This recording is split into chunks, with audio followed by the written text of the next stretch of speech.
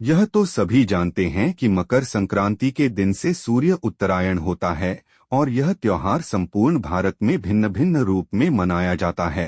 सभी जगहों पर इस त्योहार को संपूर्ण अखंड भारत में फसलों के आगमन की खुशी के रूप में मनाया जाता है। खरीफ की फसलें कट चुकी होती हैं और खेतों में रबी की फसलें लहलहा रही होती हैं। खेत में सरसों के फूल मनमोहक लगते हैं, परंतु इस दिन कई ऐतिहासिक और पौराणिक घटनाएं भी घटी थी। आओ जानते हैं इसकी पौराणिक कथा। क्यों मनाया जाता है मकर संक्रांति का पर्व। एक हिंदू धर्मशास्त्रों के अनुसार मकर संक्रांति के दिन सूर्य दक्षिणायन से उत्तरायण गति करने लगते हैं। इस दिन से देवताओं का 6 माह का दिन आरंभ होता है, जो आषाढ़ मास तक रहता है। इसी दिन सूर्य अपने पुत्र शनि के घर 1 महीने के लिए जाते हैं, क्योंकि मकर राशि का स्वामी शनि है। 2 मकर संक्रांति के दिन ही गंगाजी भगीरथ के पीछे पीछे चलकर कपिल मुनि के आश्रम से होती हुई सागर में जाकर मिली थीं। महाराज भगीरथ ने अपने पूर्वजों के लिए इस दिन तर्पण किया था, इसलिए मकर संक्रांति पर गंगा सागर में मेला लगता है। राजा भगीरथ ने अपने पूर्वजों का गंगाजल, अक्षत, तिल से श्राद्ध तर्पण किया था। तब से माघ मकर संक्रांति स्नान और मकर संक्रांति श्राद्ध तर्पण की प्रथा आज तक प्रचलित है। कपिल मुनि के आश्रम पर जिस दिन मातु गंगे का पदार्पण हुआ था, वह मकर संक्रांति का दिन था। पावन गंगा जल के स्पर्श मात्र से राजा भगीरथ के पूर्वजों को स्वर्ग की प्राप्ति हुई थी। कपिल मुनि ने वरदान देते हुए कहा था, मातु गंगे त्रिकाल तक जनवरी से जनवरी का पापहरण करेंगी और भक्तजनों की 7 पीढ़ियों को मुक्ति एवं मोक्ष प्रदान करेंगी। गंगा जल का स्पर्श, पान, स्नान और दर्शन सभी पुण्यदायक फल प्रदान करेगा।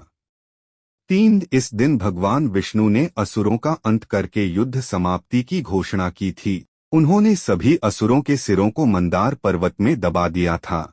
इसलिए यह दिन बुराइयों और नकारात्मकता को खत्म करने का दिन भी माना जाता है।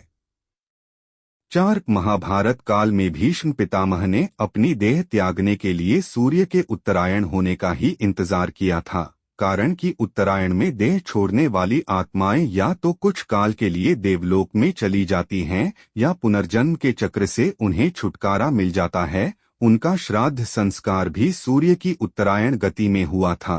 फलतः आज तक पितरों की प्रसन्नता के लिए तिल अर्घ्य एवं जल तर्पण की प्रथा मकर संक्रांति के अवसर पर प्रचलित है।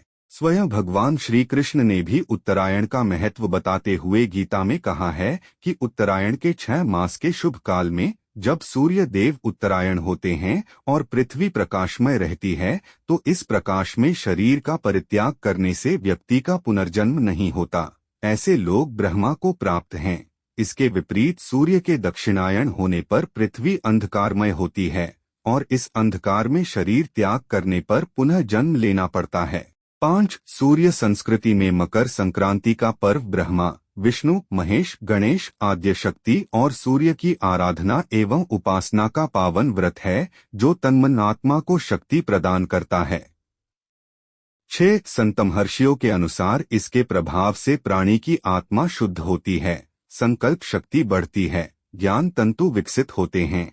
मकर संक्रांति इसी चेतना को विकसित करने वाला पर्व है। यह संपूर्ण भारत वर्ष में किसी न किसी रूप में आयोजित होता है।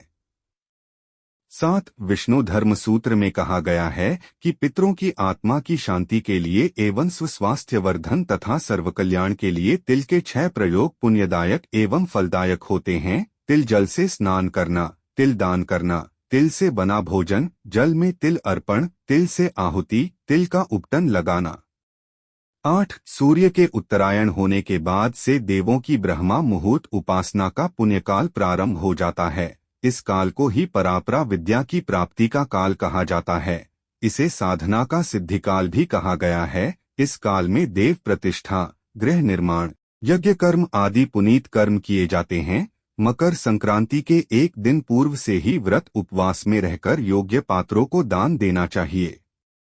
9 रामायण काल से भारतीय संस्कृति में दैनिक सूर्य पूजा का प्रचलन चला आ रहा है। राम कथा में मर्यादा पुरुषोत्तम श्री राम द्वारा नित्य सूर्य पूजा का उल्लेख मिलता है।